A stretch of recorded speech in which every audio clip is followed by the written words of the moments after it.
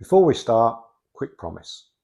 If you've ever watched the Six Nations and thought, I'm enjoying this, but I've absolutely no idea what the referee's doing, stick with me.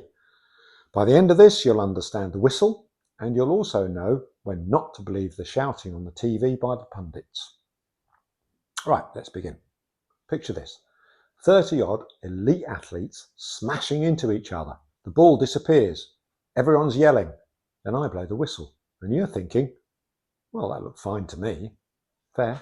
It's completely fair. But here's the thing.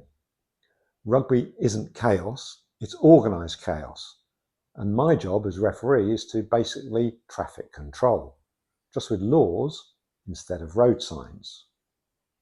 Most of what I'm watching doesn't happen in the big hits. It happens after the tackle. As soon as somebody goes to ground, I'm checking three things. Did the tackler let go? Did the ball carrier release the ball? And did everyone arriving stay on their feet? Miss one of those, and you'll be hearing from me. When players are bent over the ball, that's a ruck. The golden rule, no hands. Once it's formed, you can drive and push, but hands are out. If somebody sneaks one in, chances are I've already clocked it. Then there's the offside, rugby's invisible lines. You'll hear referees say, stay, back foot, leave it. That's me managing the space. And trust me, players know exactly where that line is and exactly how close they can get to it. Now, quick reality check. The rugby you're watching in the Six Nations is not the same game you'll see at your local club on a Saturday or Sunday.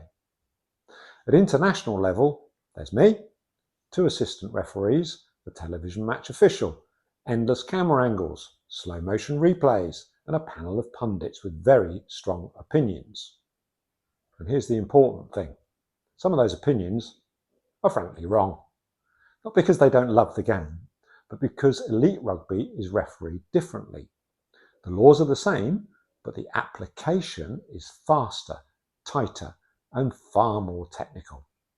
What gets managed at grassroots level often gets penalised at test level. Now, let's flip that around.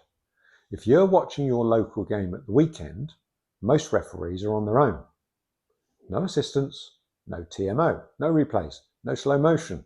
They see what they see once, and they make a decision in the moment based on their experience. There's no screen to check, no 5-minute discussion, just experience, positioning, and instinct. And that referee? They're probably a volunteer, doing it because they love the game, and without them, there is no game.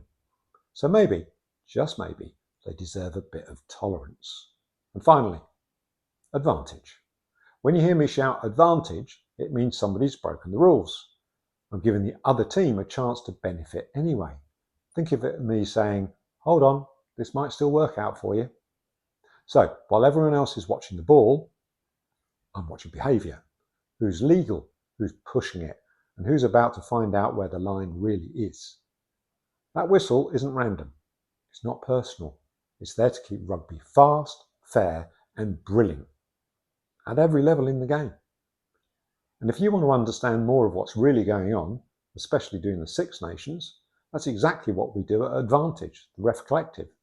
So don't forget, watch, listen, subscribe below, and next time the whistle goes, you might just see it differently. To see more videos like this, check out this one here.